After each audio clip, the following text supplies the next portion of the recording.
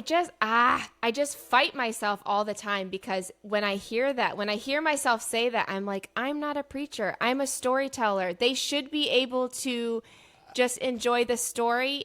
But what you're saying, which is correct and that's what my mind needs to change to, is I need to know the point that I'm trying to make before I tell the story.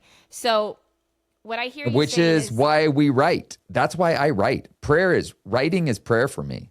Mm-hmm. I write to figure out what I've learned through this. You're saying my value is that I'm putting in the time and effort to kind of curate thoughts that first time foster moms have because I've had them. And so thoughts they don't even know they're thinking yet. Hey, welcome to another episode of the show. As you know, we've kind of shifted our format here where we're actually having folks call in with their questions, challenges they're facing, mountains they're trying to conquer, and we're talking together with them about next step forward. I just had a great conversation with Kim. She is a writer from North Carolina, also a foster mom, a great communicator, and she's struggling with kind of how to establish authority in this space. She's kind of new to fostering, but she's got a lot of experience and learned a lot over the last few years and wants to help folks who are new in this area. And so we talked about, how do you establish authority? Is it through writing? Is it through speaking? Is it through, what is it? We basically concluded that clarity is kind of the key. The people who lead are those who are the clearest. So I hope you enjoy this conversation. I hope it encourages you in whatever endeavor you're working on today. Hey, Kim, how are you? Good to see you again, Joël. Yeah, you too. What do you want to talk about? So I sent you some options because I have a lot of problems that I'd like you to fix in my life. Okay. But I think what's most on my mind right now is my, so I'm a foster and adoptive mom. So I'm kind of in this place where I'm writing about it all, but I want to keep that fresh, naive perspective of, hey, this is the journey of my first year as a foster mom.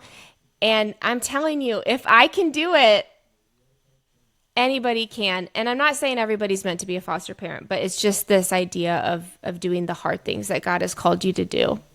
Okay. So you've got the writing component. You've got the still working it out in life component. And then you've got, what's your goal with the book? So what the publishers are telling me is that memoir is off the table. So I have to turn it into a Christian living book, which is fine. I've had this problem before. Yeah. I love writing stories. I love using vivid scenes, and I love being reflective. Publishers do not love that. They love practicality. They love a solution. And I'm like, well, if you met me, you would know that I don't have solutions. But I think from their perspective is you have more solutions than you think you do. So instead of telling your reader what they need to do, you can use your experience and tell us what you are doing to get to the place of surrendering and dependence on God. So I think my goal with the book is to show that even though I feel inadequate as a foster mom every single day, I've done this for 2 years, and even just as a regular mom, I'm an adoptive mom of 2 little girls. I feel totally inadequate. I mean, there's some things that I'm really good at, but there's some things where I'm like, I'm not the right person for this job. So I think wrestling with inadequacy and just showing the reader that, hey, I'm doing it. I'm busting my butt doing the work and loving kids who need parents. So is that good enough? Yes, I think that it is. So the common theme I think I hear in all of the things you're saying, and if I'm wrong, correct me, is you're trying to figure out the authority piece. So the authority piece in terms of writing is, you're like, I just want to tell my story. And they're like, well, you got to tell people what to do with your story. So memoir is like, hey, you interpret it how you want, but they're saying what people are looking for is help with this. So you're going, well, I guess I need to establish myself as an authority, but I don't necessarily feel like an authority yet, but I am doing this. Is authority an accurate word to maybe center this conversation around? How do you establish authority in terms of also for your writing, your speaking, and also in your leadership of these kids? Is that accurate? Yes, and I do feel like I have authority because I'm doing it and I have Yeah. 2 years of experience. However, from a professional standpoint of like a clinical, Yeah. like the people who've been doing this for a long time, I feel like I have absolutely no authority. But as a regular person who's just trying to love kids and show up, I feel like, honestly, I feel like I'm alone because there's not a lot of people who are foster parenting because it's really, really I bet hard. it's hard. Yeah. It's you're getting a kid in, you're giving them your heart, and then you're knowing they're probably going to move on. It's yeah, it's so all right, let's talk about that. So first of all, the thing that comes to mind is this: a person with experience is never at the mercy of a person with a theory. And a lot of the academic training, I mean, I have a master's degree in counseling, right? They teach you all this stuff, but you can tell when you're working with somebody who's a counselor who's got book knowledge versus a counselor who's been in the trenches. I like the people in the trenches. Academics later interpret what the practitioners are doing, but it's the practitioners that make it happen. So you're in a practitioner place. So you've got this authority issue. A couple of things about publishers, they get things wrong all the time. A friend of mine who was a publisher, he said, here's the challenge. He said, the people who write books are intuitive. The people who read books and decide what's going to get published are sensing. So if you think in terms of the Myers-Briggs, intuitives, they just kind of like, they get it, right? Like this is the thing, and they're trying to articulate it through words. Sensing folks, they go with their five senses. Like, what are the, is this practical? And so one of the challenges, he actually helped me sell a book, and he said, listen, I'm going to pitch the title this way. Once we get it past the board, you can call it whatever you want. And I was like, wow, here's a dude who understands how it works. So, and he did. He sold the book for me. He pitched it one way because he's like, they're not going to understand the intangibility of what you're talking about. So, all that to say, in terms of figuring out, you've got to, obviously, the gatekeepers are the publishers. There is another option if you could go self-publishing, but if you want to go with traditional publisher, you're going to have to figure out how to present it in a way that they like it. And you are in many ways an authority on this. The challenge with the memoir thing is people go, well, nobody's going to care about your story unless you're famous already. And I was like, well, that's not necessarily true. There was a book called The Glass House, I think, or Glass Castle. Yeah, that she wasn't famous till she wrote that book, but it's a fascinating memoir. But that was a rare person that could do that without giving any application, right? So I think what they're saying for you is you want to have some application to that. So Which I do. Yeah. I listen to them, and I'm trying to kind of add deep dive. So there's going to be probably like 12 deep dive sections. So let's say I have a chapter on lice, which I do about halfway through the book. I have a chapter on dealing with lice with teenage girls.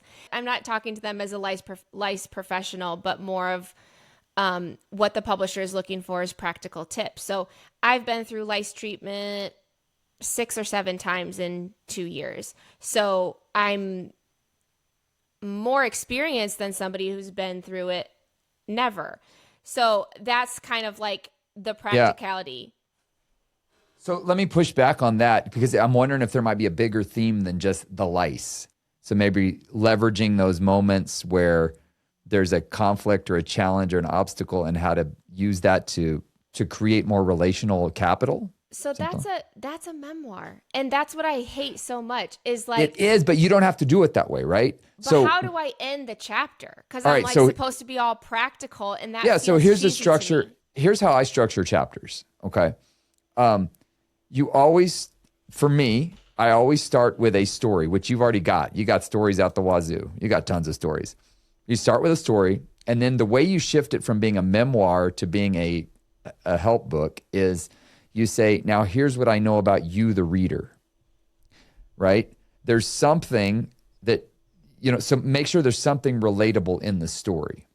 So you've probably got, there's two people fighting, and you notice that when a crisis came, it either pulls them apart or it draws them together. How do you make sure that these crisis moments draw people together rather than pull them apart?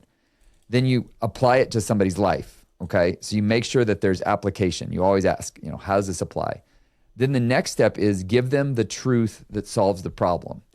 So in that second step, what you're doing is you're establishing, I understand the pain you feel, and you may have never fostered a child, but here's the pain, right? There's some sort of conflict or obstacle, and how do you draw people together? Then you give them the truth, and if it's a biblical-based truth, that's where you drop the gospel in there, right? The third Yes. step. Yes. A lot of people, what they do, though, is they jump ahead. They throw the Bible verse in first, and I say that usually the best thing to do is set it up and then apply it.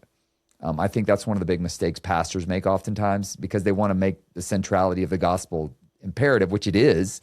They'll throw out the verse and then start preaching on it rather than setting the table for here's why what we're about to talk about is so important in your life. And so you speak in terms of the other person's interest first.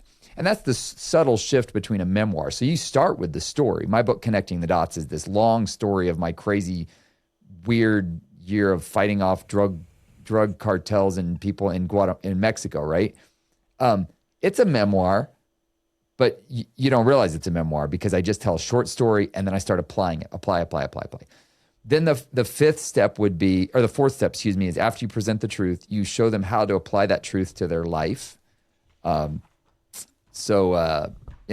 the biblical principles there? There's different ones. As iron sharpens iron, so one person sharpens another. It's in those conflict moments that we actually grow together or whatever. And then you finally give them a vision for what it would be like to apply that truth. That is also, back to the authority question, how you establish authority. Because you're not only saying to people, I understand it because I've lived it, but I also have thought through what the answer is to this. And that's where most people come to a writer for. They're like, I need somebody who's taken the time to think through this stuff. Because I'm just in the trenches here. And the beauty of what you're doing right now, getting away from however long it is by yourself, is you're forcing yourself to think through what are the issues here and what is the answer here. And that's what people get. That's what writers get paid the big bucks for, is the idea that I've thought through this. I've come up with where this comes from and what are some solutions to it. Here's my personal experience with it. Do with it what you want. But here I think is the overriding principle. As you do that, it suddenly shifts from a memoir into what those publishers are looking for. What I'm struggling with is audience, first of all. Right. Am I writing directly to foster and adoptive parents, or am I writing to foster curious? Am I writing to Christians who can apply this in their life? If I'm writing to foster and adoptive parents, I would need to say, okay, my audience is foster and adoptive parents in their first year of foster and adoptive parenting, because that's when you kind of come against all of these new trauma-based behaviors. Mm-hmm. There's just a ton of education. I'm really, really good at the vivid scenes and the universal truth, but I do a lot of reflecting on the story, and yep. it's like I don't have a point. Listen carefully to what other foster parents are saying to you is the pain they're facing. You always write a book to one person, which that is counterintuitive because we all go, everybody needs this book. Even people who aren't fostering need this book. But the fact is you write to one person. So one of the keys you can do is identify who... Can it just be me like 2 years ago? The problem yes, partially. The problem we have is you're the intuitive writer, right? So you're automatically kind of going, this is the way I think, but we are not our audience. And this is where you really want to sit down and start asking. This is why before I let any book get out there, I always test it with a small group because I want to hear what did they hear. One of my biggest mistakes early on, it was a communication error. I gathered a group together. I was working on a book about Joseph and pursuing your dreams, right? So I sat down this group for like 8 weeks. I handpicked the people. And afterwards, we went through the life of Joseph. And at the end of it, a guy came up to me, sweet guy, and he's like, man, this has been really encouraging. My only problem is you've been talking about dreams. I can't remember my dreams when I wake up in the morning. I'm like, I must be the worst communicator in the world. I am a total failure. I spoke to this guy for 8 weeks and didn't clarify my terms. I didn't explain to him what I'm really talking about. So all that to say, you learn from doing that, right? So I had to really spell it out. And one of the things we intuitives don't do oftentimes is we don't spell it out.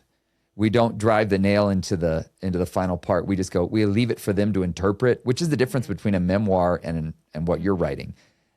You don't leave room. You make it clear for them. So then, you know who's really good at this? Regardless of how you feel about Joel Osteen, I love Joel Osteen. He is good at this. He'll be like, he'll literally say this. So what am I saying? I'm saying, whenever they do that, don't get mad. Pray and ask the Lord for help. Well, that's what Andy Stanley does. He does one sentence that he says, I don't know how many times through the message, but what is the one point that you want? But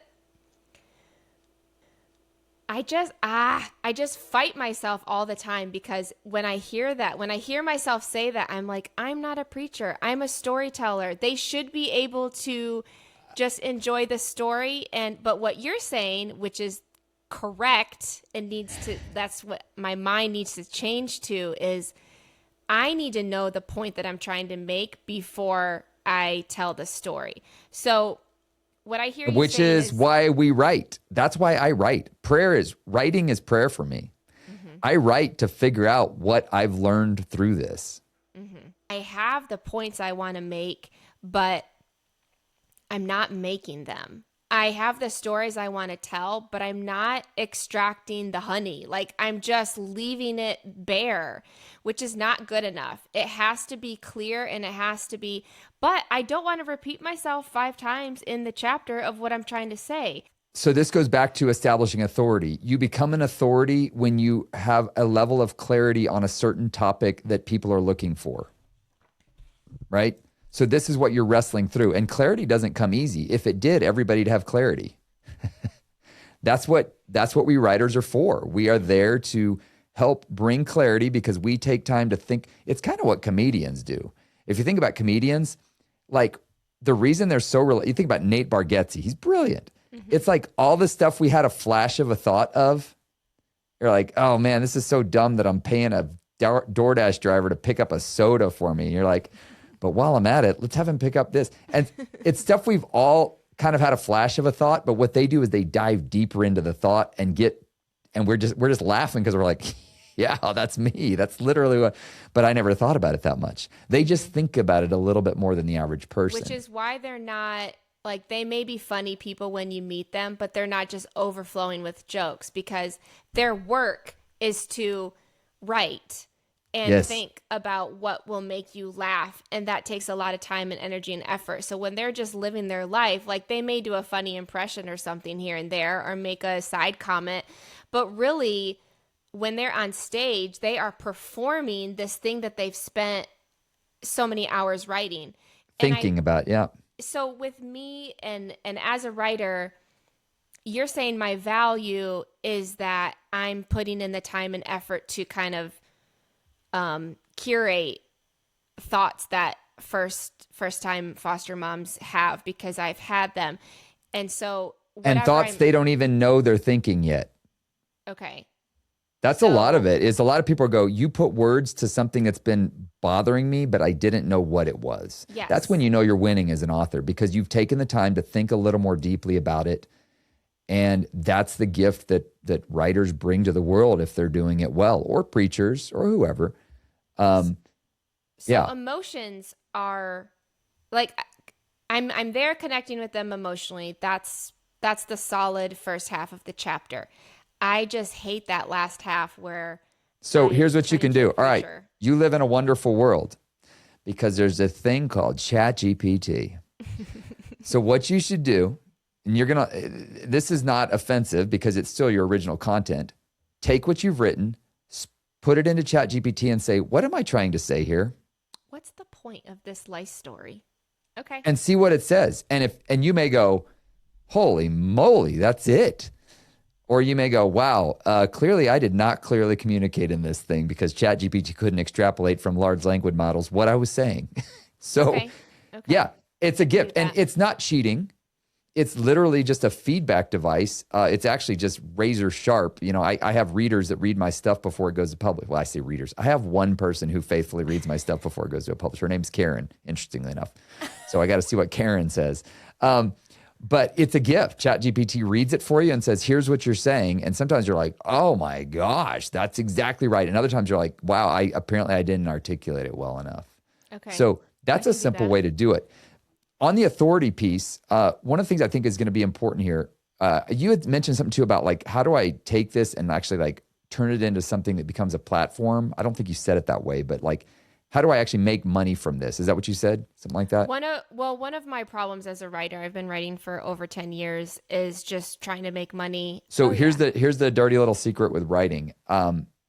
Unless you're a 1 in a million, there's just no money in it. There's no sustainable. Well, I mean, if your book sells 1 million copies, you're set. Okay. Oh no, that's not. But even the people I know that have sold that many, they still have a day job. Yeah. And usually the day job is speaking about what you've written about. So I will get there eventually. I'm also a foster mom, so I work 26 weeks out of the year. I can do absolutely nothing. And the other 26 weeks, I can raise my family and work on writing stuff when I have the time. So I'm not worried about it becoming a full-time career. I'll do that when my kids graduate. But even that, okay, so look, so you say you get a speaking gig that pays you $2,000, which is very feasible. You have to write 10 articles to get that same amount of money.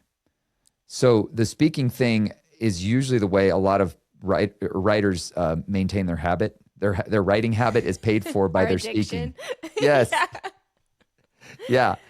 So that's something to consider. And, a lot of people say you need a book before you start to speak. Not necessarily. I started to speak before I had a book, and then I got a book, and then it ramped up to speaking. The speaking will help me connect what I've already done to the readers who need it. I don't want to spend a lot of time on social media. My assistant helps with that, but the podcast is super great. It's just, this is my career. It's just a total flat line. And I'm doing it because it makes me feel alive, but there's just not a lot of movement. Is it a flat line, or are you building a foundation? I've been building a foundation for 10 years. Yeah, well, I know that feeling. I know that feeling. I literally had that conversation with my wife the other day. She's like, wow, things are finally starting to take off. I'm like, yay, a 15-year overnight success story. It's true. And I'll keep writing the books because that's what gives me oxygen. So I'm not going to stop doing that. And I love podcasting. So I'm glad you figured that out, because I literally just figured that out last year. Early on in my career, somebody said, would you keep writing even if nobody read your stuff? I'm like, heck no. And I all of a sudden realized last year, I'm like, oh, I would, because this is how I process life. Yeah. And when I don't do it, I become a very grouchy individual. But from what I read in your book, you're already a grouchy individual. Anyways, but your backlist is getting longer. And I've had lots of conversations with my author friend, and she's like, there's some statistic out there about you having to have a certain amount of books in your backlist. And I don't know what the last part just of that clarify. is. The word backlist means how many books you've got out there in the public. That's simply what that word means. Or if you write the foreword for someone. I've written the foreword to a book. I've been published in Chicken Soup. I've written my own books. I've published my own journals. So I think so here's my gut instinct. We've only been talking for 30 minutes, but here's my gut instinct. I think your next level of reaching authority is going to have to come through speaking. I've already hosted a live event in Florida. It was amazing. And then the world shut down right after that. But I had 50 women there, and Chick-fil-A sponsored it, and it was wonderful. So that was really, really life-giving to me, and I'd like to do something like that. Yeah, again. I was going to say, you've already got that dialed in then. Do more of that. Well, I did it in 2020, and I'm like... Hey, listen, the demand is even going to be more now. We're just now recovering from COVID, okay? I'm literally just now seeing speaking and all these things pop back up. I don't know what that speaks to about the world, but it's just a slow burn. And we're literally just now, I've been talking to multiple people in this business that we're in, whatever this is, And a lot of them are like, this is the first year we're actually getting bookings 6 months, 8 months out. It's actually happening in 2026. So I think you're right on the cusp of it, and you've already got a model that worked. Do it again. Yeah, it's fun. It's super fun. I just need Yeah. the team of people to help me with it because I tend to want to do it all my own, and then Yeah. that's not great. It's just hard for my brain to work that way, but Kevin's always right. Yeah, So, but you'll get it. I mean, and again, clarity breeds authority. So the more clear, the person who's the clearest usually gets to be the leader. yeah. And I appreciate you talking so much about authority because that's really not something that's been on my radar because it's just I've been living in the doubt. And so the fact that you're saying my experience and my writing gifts and the clarity that I'm going to find is what gives me the authority. So it gives me something to stand on when before, I was just kind of like, well, all I have is insecurities and doubts, but I really do have something to stand on. So I appreciate that.